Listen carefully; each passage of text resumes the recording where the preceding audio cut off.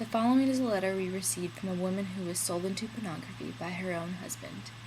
She shares with us a detailed account of just how much pornography has affected her life. This is her story. I met my husband Ed while at a dance. He asked me for a date. When the next weekend arrived, he drove a long way to pick me up. We then drove to the big city for dinner and dancing. He asked me to marry him on that first date. I told him no. I did not know him, and we continued on the evening. He drove me all the way back home and made no advances and asked me for another date. I was impressed because of his politeness and consideration. This was a far cry from my previous experiences with men. We continued to date for a few months, and then one evening, I asked him to ask that question again, and he immediately asked to marry me, and I accepted. While we were dating, he introduced me to many of his friends. He took me to really nice places, was a complete gentleman, and very considerate. After we married, he continued to be courteous and generous. He was a delightful and wonderful husband. The first time that I was subjected to this happened when we were going to his friend's house for dinner and a few drinks. I had just celebrated my 21st birthday. We drove over, and a few people were already there. What happened next was completely shocking and terrifying. Ed excused himself to go talk with someone. I didn't know if it was on the phone or in another room, or if he had just left the house. He was gone. Suddenly, everyone else who was there just disappeared, and I was alone with his friend Jerry. He started bringing out some photography equipment and lights, and I remember that I had an uneasy, sick feeling, but he kept talking to me. He grabbed my arm, showed me some stuff, and I thought I needed to be polite. Then there was a prick in my arm, and there was a mattress on the floor, and a big, huge dog. I was undressed, tied up, something smeared on me that stunk, and the dog was filmed doing sexual things on me. I remember the dog licking me when he was done.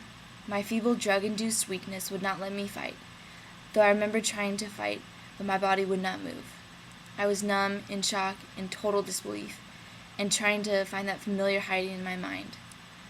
It took me many months after this memory came back up to the surface 20 years ago before I could find my arms and hands, because they had been tied up above me, and suddenly they were around the neck of the dog.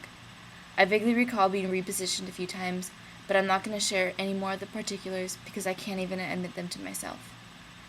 Then it was over, and I was still partially tied up and had no clothes on and was alone. The photographer was gone, the lights and cameras were gone. I sat in the corner of the mattress and gathered a sheet to wrap around me. I could not move or breathe. I was in what seemed and felt like, and what came to term as the blue fog. Everything smelled terribly. And then I started coming out of the shock and crawled to the bathroom because I could not walk. My legs were shaking too much. My feet felt like they were stuck in concrete, and it took every ounce of my energy to move and shower. As I knelt there on the floor of the shower, I recall being puzzled by a very large drain. I could not get clean, and I smelled horribly, and nothing ever came off. Then I heard Ed pounding on the door, asking me to hurry up. They were about to have drinks and dinner. I was dressed, and when I saw him, he wondered why I was in the bathroom for so long. I told him I was sick to my stomach, the first of numerous lies I began telling him. And he said that a gin and tonic would settle my stomach down. He was looking especially pleased to see me, and I never told him anything about what happened. How was I supposed to tell him? He and Jerry worked together. They were friends. I was afraid to tell him, afraid that he would leave me or divorce me, or he could have said it never happened. I mean, how could it? There was nothing left in the living room. It was a normal-looking living room again. That living room turned out to be the room from hell.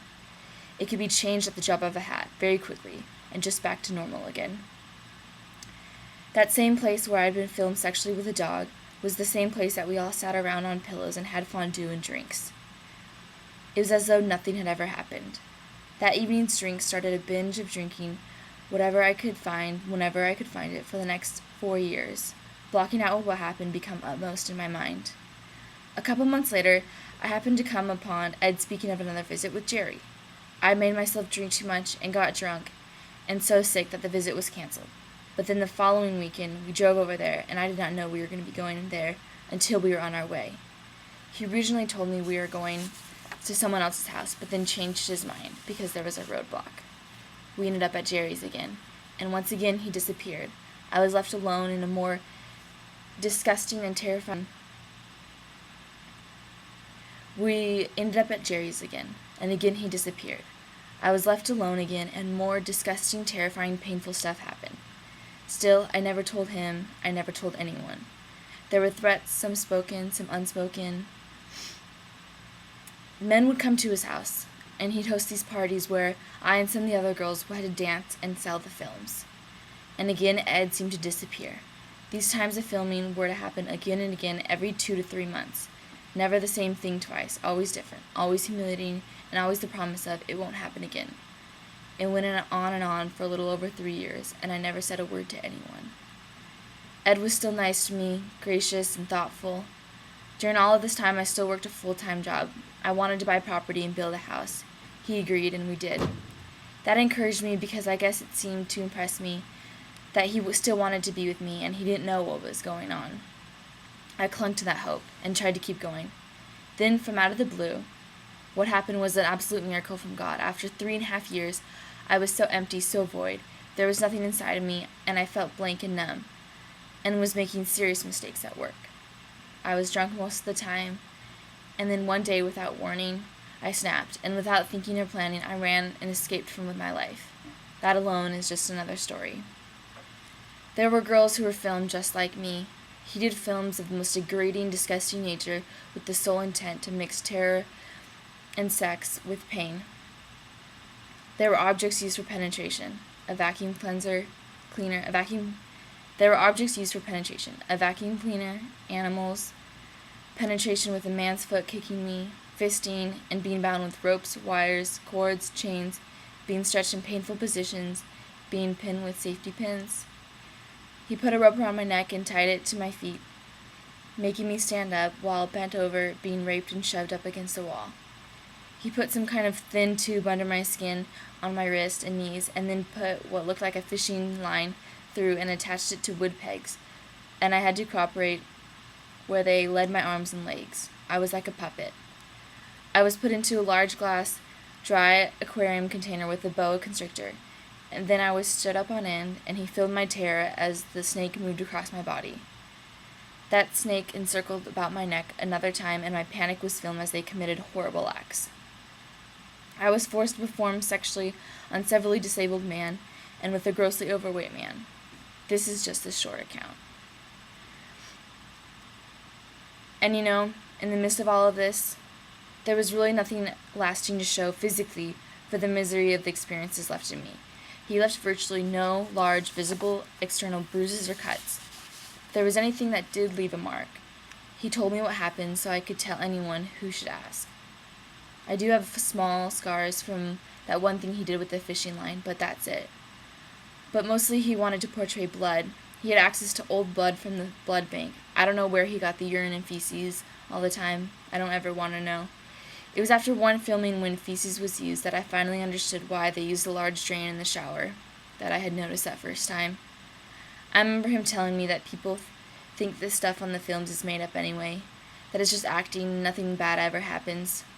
I drew up an old phrase from my father: if you cooperate, it won't hurt so badly, and adopted that mentality so I could keep going. Even though some of the times I was alone, there was also other women, actually more like girls. They were sometimes being filmed with me, before me, or after me.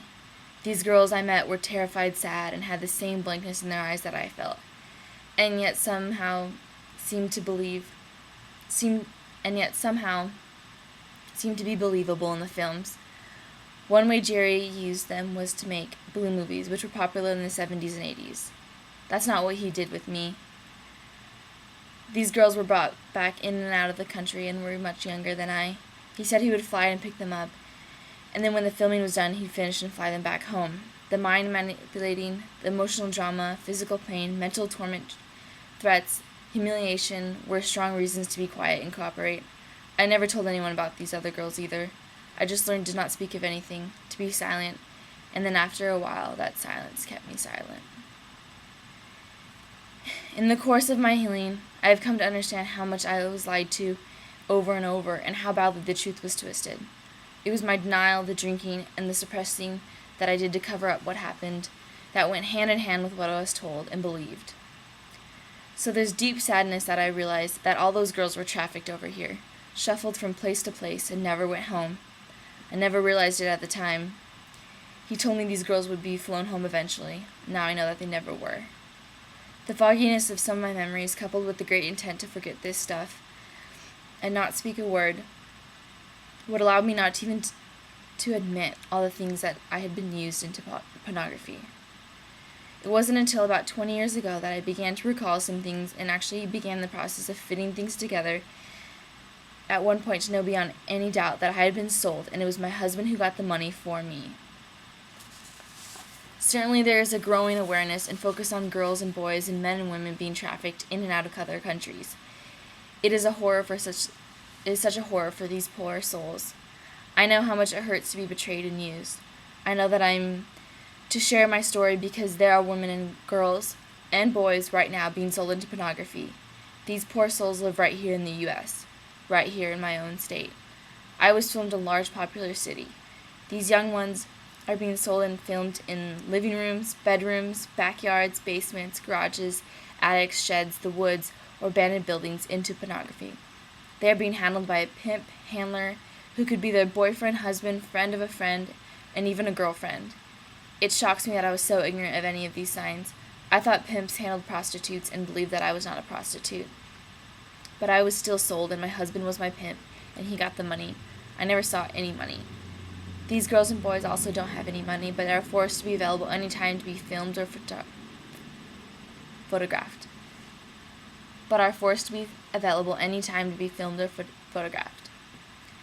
They are still going to school or going to work, and yes, they are still going to church, going shopping, carrying on what we think to be normal lives.